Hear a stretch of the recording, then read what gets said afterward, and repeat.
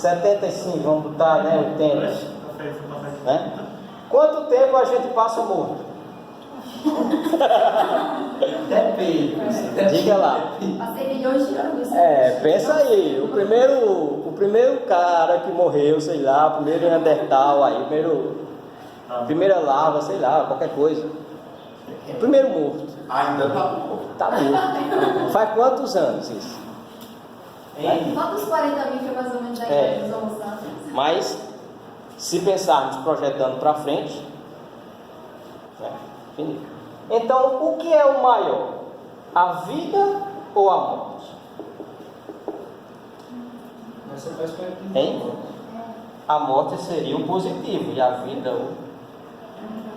Então, o que é que garante que estamos vivos? Quando você fala de maior, é em quantidade. Quantidade. Foi pegando essa ideia de infinitude aqui. De tempo. De tempo. Pegando o conceito de tempo. Que isso aqui, tudo que eu estou falando,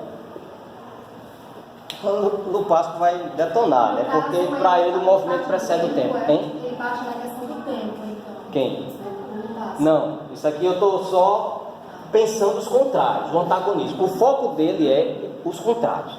Entendemos que tudo é antagônico, certo? Tudo é choque, tudo é conflito, percebe?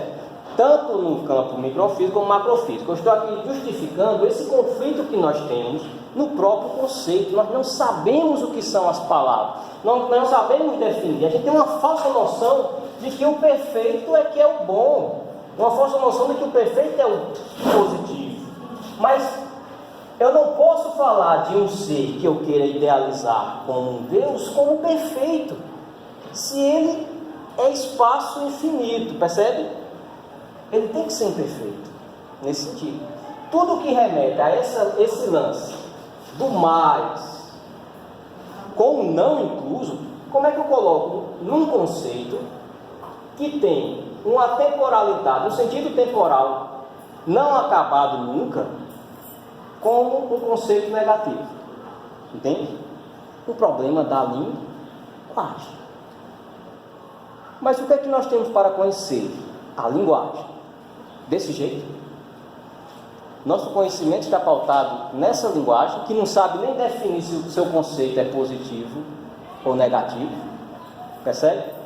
Aqui, consciência e não consciência. Nossa linguagem é muito limitada, né?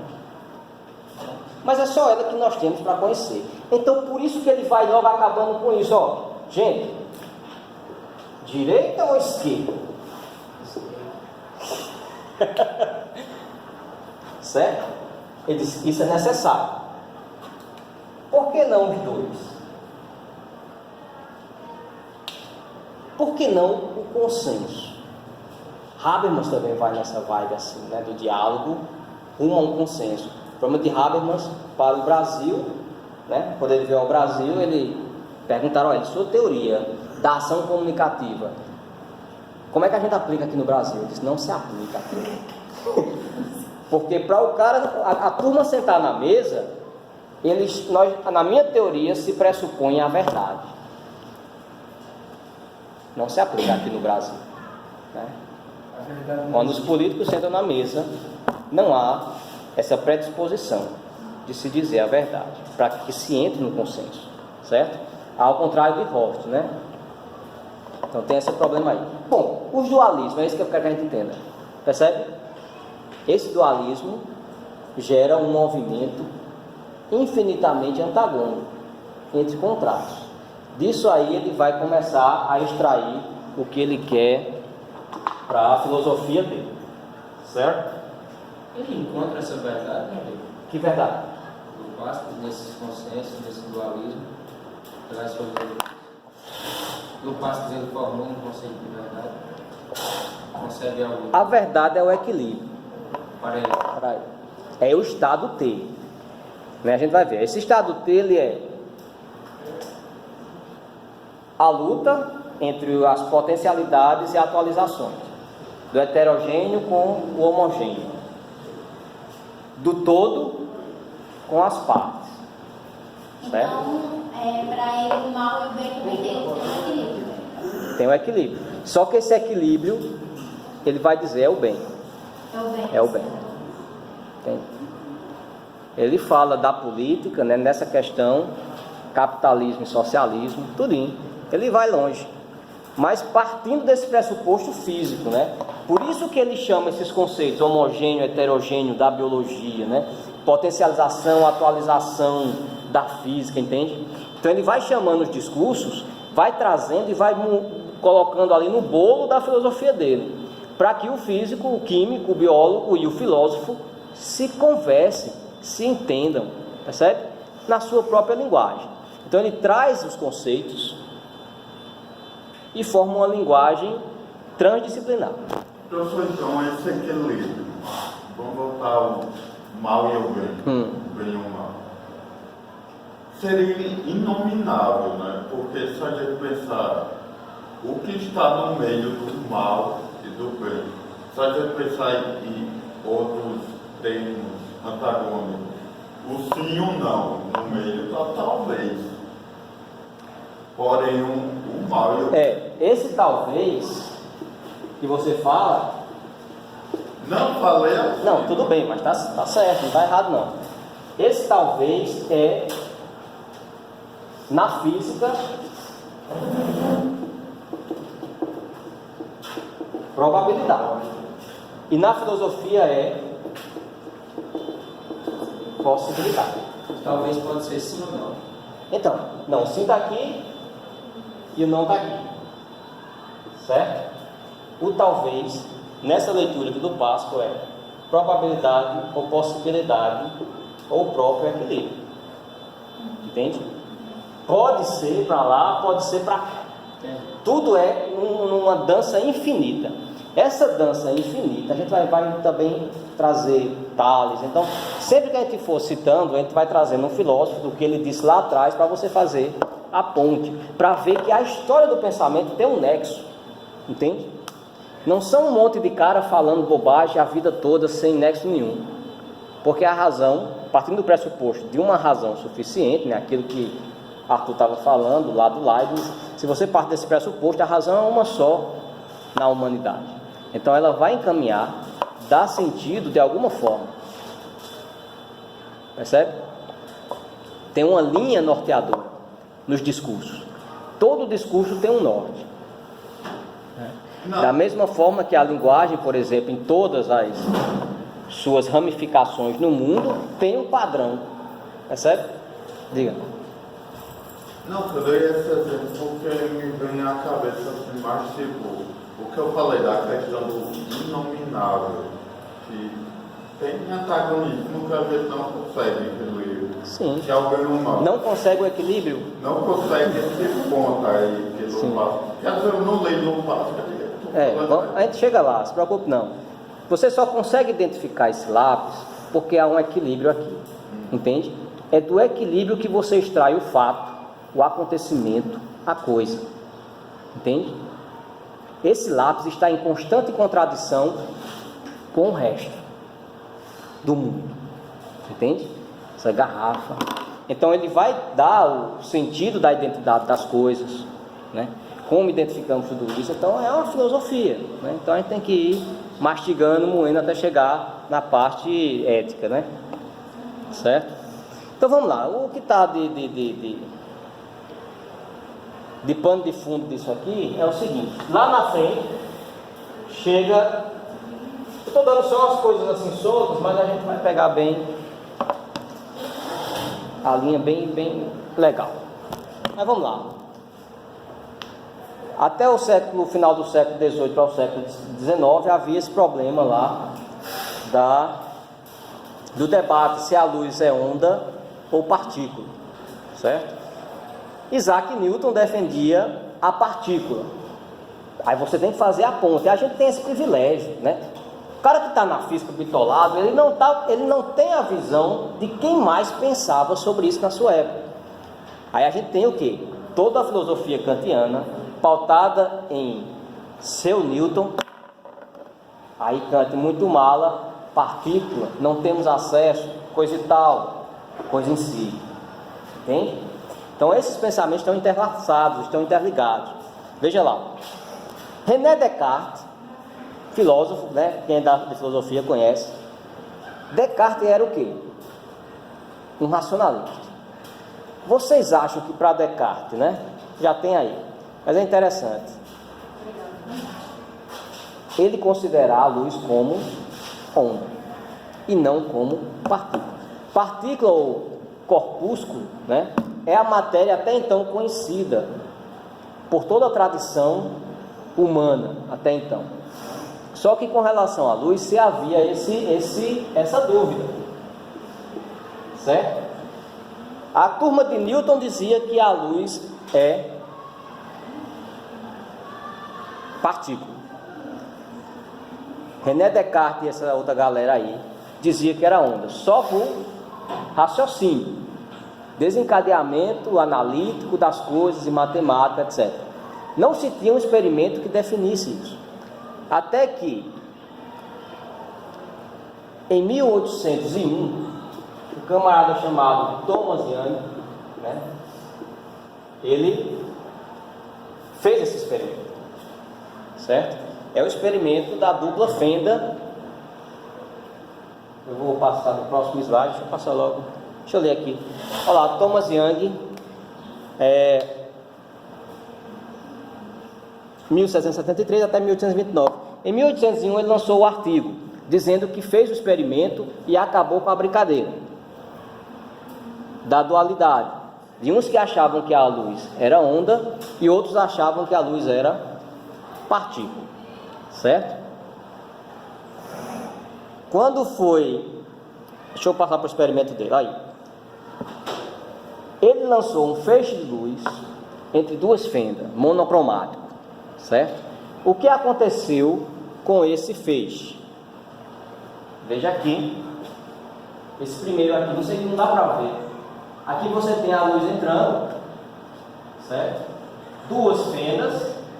E lá no final você vê vários focos, né, da luz batendo. Dá para perceber isso aí? Deixa eu voltar aqui. Eu vou desenhar no quadro, que é melhor. Aí colocou uma placa com dois buracos assim, quadrados, retangular, e mais à frente outra placa. Aqui ele já jogou o canhão lá de luz, né, nas fendas. O que se esperava era que tivesse dois focos lá. Só que ao contrário, tinha vários, né? Então ele identificou com isso que a luz se comporta como onda. Percebeu? Deu para perceber aí? Você pega uma pedra e joga na água, né? Então ali ela vai fazer ondas, né? Na verdade a onda não é nada. Entende? A onda é um sentido de movimento. Percebe? Aqui nós estamos sendo perpassados por ondas de rádio, de Wi-Fi, de celular, de várias. Entende? Se eu jogar isso aqui em você, vai machucar, não vai te atravessar. A onda atravessa. Essa era a dúvida. A luz me atravessa? Entende? Aí ele diz, se a luz se comporta como onda, então a luz não é partícula. Só que, muito bem, certo? Ela não é substancial, ela não é material, né? Até então. Depois vem esse Planck, aí é onde dá o parto verdadeiramente com a física clássica. Planck entra definitivamente como precursor da física quântica, certo? Com a quantização da energia. Depois tem esse matemático que prova o que Planck desenvolveu, isso só na conta, né? Até então. Depois vem Einstein. Para ele, a luz emitia quanta, os chamados fótons, certo? Que é, digamos assim, os elétrons da luz. Ele jogou lá também numa placa e percebeu isso. De energia, pacote de energia. Isso, vou chegar lá. Então, quando ele faz isso, ele, puxa, que legal. A luz, além de se comportar como onda, também se comporta, também é partícula. Tá certo? Entende? Perceberam aí o antagonismo? A dúvida lá atrás era a briga dos caras. É onda ou é partícula? Aí um chegou e disse: é onda. Aí o outro disse: é os dois. E agora? É arrepiante. Quando forem fazer agora a segunda teoria da fenda, né? Aí é que vai complicar o negócio. Estão percebendo a gravidade? Os caras debatem teoricamente em cima de 2 pontos. E aos poucos, o discurso físico está juntando os pontos na história. Percebe? Então agora Einstein vem com essa ideia de que a luz se comporta tanto como onda, como partícula. A dualidade onda-partícula.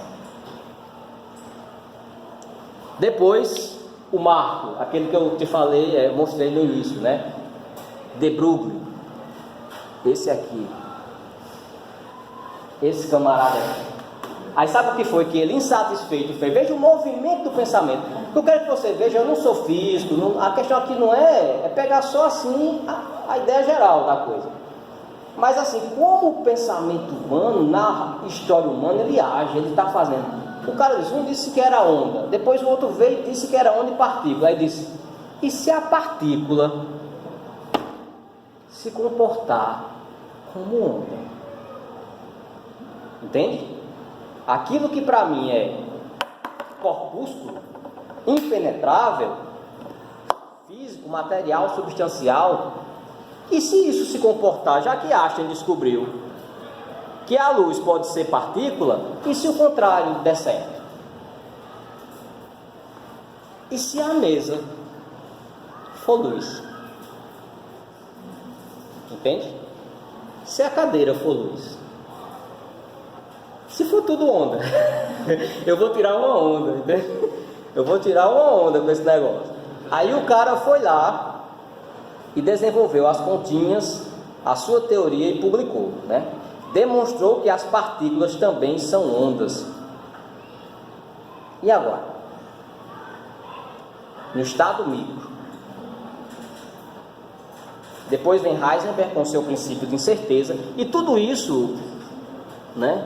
Lupasso está ali no meio do negócio, né? Estudando tudo isso, estudou física, estudou biologia. Aí tem o primeiro experimento, né? Aí depois o segundo experimento com os elétrons, de Davidson e Gamer, né? Ou é Gamer? Esses dois aqui. O cara jogou o elétron, agora não está mais no campo da investigação com a luz. Isso aqui já foi Thomas Young lá em 1800, certo? Agora vem esses dois físicos aí, em 1927, já, né, no século passado, mas da nossa era, aqui, bem pertinho da gente. O cara disse, tá, de Broglie disse que as partículas se comportam como onda na teoria, nas continhas, deu tudo certo. Vamos jogar o elétron, vamos disparar o elétron, para ver se ele realmente faz isso que de Broglie está dizendo. E agora? O cara pega, essa é legal, essa é fantástica. Isso aí vocês não podem deixar de entender isso, né? É o que define a nossa filosofia hoje. A pessoa que não pensar junto com isso, ele está fora do campo. Entende? Então os físicos estão quebrando a cabeça para ver se calculam isso. E até agora não está rolando. O que acontece? Os dois físicos lá fizeram isso. O nosso colega aí pode também nos auxiliar, né? Nos ajudar, me corrija no que eu tiver errado. Então começaram a disparar, tipo bolas de gude, né? Assim, um exemplo, um círculo, uma bola de tênis, bolinhas, disparar, pá, pá, na dupla fenda, um bocado, né? Aí viram que chegava lá meio bagunçado o negócio, tal e tal. Tá, vamos disparar um único elétron, entende? O que é que vocês acham? Quando ele disparasse aqui, né, nessa fenda, aqui já está dando a respostinha, né? O ideal seria ele se direcionar para um ponto, não é isso? Ou outro, ou esse lado ou esse lado. Só que o que é que acontece? disparando o elétron, viram que ele fazia o mesmo desenho que a luz em forma de onda fazia. Está comprovado aí que o elétron se comporta como... Mas ainda não é só isso. Ainda tem uma variável aí. Quando dispararam isso aqui, beleza, velho, já foi uma coisa fantástica o bicho bater em vários pontos, né? Como ele está mostrando aqui. Como se ele se dividisse, né? Como se ele fizesse o que quisesse. Só que quando o observador está aqui, o elétron se comporta de uma forma. Quando o observador vai para o lado, olha o experimento de lado, eu vou ver aqui desse lado se realmente está acontecendo isso. Aí o que é que acontece? Ele só vai ver uma pancada no mesmo ponto. Como é que pode? Eu me arrepio todo com essas histórias da física, essas coisas cavernosas. Se o cara está olhando de frente, ela se comporta, a partícula se comporta de uma forma. Se ele vai para o lado do experimento, eles botaram um aparelho bem pertinho lá, do lado, aí só tum, tum, tum, só um no canto só. E agora? Qual a comprovação disso para a filosofia? A existência da consciência. Percebe? É o observador que determina, ela se comporta, a matéria se comporta de acordo com o observador. No caso, seria uma espécie de perspectivismo. Também, né? É uma perspectiva diferente, só que ela, a partícula, ela se posiciona de um lado para quem vê, ou seja, ela é influenciada por aquele que observa. Entende? Deu para perceber isso aí? Isso dá um reverso na própria biologia. Ou seja, a consciência não precede o biológico. Ou melhor, o biológico não precede a consciência. É a consciência que ordenou as moléculas. Sacou? A confusão que a ciência entrou nela mesma, e não é uma confusão, é uma coisa científica. Tá certo? Então, antes que pensava-se que a consciência vinha depois, por esse experimento, a partícula se comporta por uma determinação de um observador. E agora? Tanto faz. Esse elétron está aqui, como está no Japão, como nem está. E para calcular a velocidade que ela faz isso? E para calcular a orbital, né? Temos aqui o próton, o nêutron, e aqui o elétron, né? Só a grosso modo assim. Essa orbital aqui, né? Como calcular isso aqui, né? Então, o que é que há aí? Há cálculos probabilísticos. Princípio de incerteza de Heisenberg. Possivelmente pode estar aqui, possivelmente aqui, ou em lugar nenhum, pode estar em outro canto, percebe? A incerteza na qual a matemática entrou, mas não é uma incerteza. Isso é a certeza de algo que até então era desconhecido para a gente, que agora está se mostrando. Entende? Põe. Recentemente fizeram essa experiência, porque é o que acontece. Eles fizeram um bombardeamento simples de elétrons para ver qual determinada perspectiva. Só que na molécula tem uma camada do núcleo dela composta de prótons e nêutrons e outras camadas mais ao redor, que são as camadas de elétrons. A camada que estiver mais longe do nêutron, mais longe do núcleo, é a mais fácil de ser retirada. Por quê? Porque ela trabalha uma velocidade menor. Sim. E foi o elétron que usaram. Sim. Eles fizeram esse mesmo experimento. Quase de dentro, mais próximo. Mais próximo. E percebeu que essa camada mais próxima, a velocidade dela no momento que ela é bombardeada é tão incrivelmente superior à camada mais fora, que além dela se comportar como onda, ela também cria um campo magnético. Por exemplo, fizeram isso com uma placa de metal, a placa de metal, a velocidade foi tão grande, a velocidade que ela criou foi tão grande, que ela transformou um ímã. Tá vendo? Daí, E você falou agora a palavra-chave também, que tem a ver, velocidade. Pacotes, nós falamos aqui de pacotes de energia, certo? Isso é também fundamental. A energia desde Einstein, né? Veja lá. A energia é o seguinte: esses elétrons que a gente está falando, eles são representados por bolinhas, mas isso é gráfico, entende? Isso é só para identificar a ideia que o cientista está tendo ao ver, ao observar o fenômeno. Mas na verdade, isso aqui são umas coisinhas que acendem, entende? porque a luz ela Se dissipa. Isso. Aí para representar graficamente, ele tem que dar um sinal, ou de estrela, ou de quadrado. O cara que desenha o átomo, né, o cientista, ele opta por padronizar uma bolinha, mas não é uma bolinha fechadinha, né? É um piscar, um relance iluminado, entende? Aí ele pode estar aqui, pode estar aqui, pode estar aqui, pode estar aqui. Diante dessa concepção visual, aí se entende que ele vai se encaminhando em forma de onda. Mas isso aqui não existe, tá certo? Tá certo. Se esse aqui é o princípio básico de toda matéria, o que é então isso aqui? Pacote de energia. Tá, mas o que são pacotes de energia? Esse é o mais cavernoso. No fundo do poço do negócio, o que é que ele diz? Isso é a luz 4 vezes a sua velocidade. Tudo é a luz 4 vezes a velocidade da luz. Na raiz do negócio.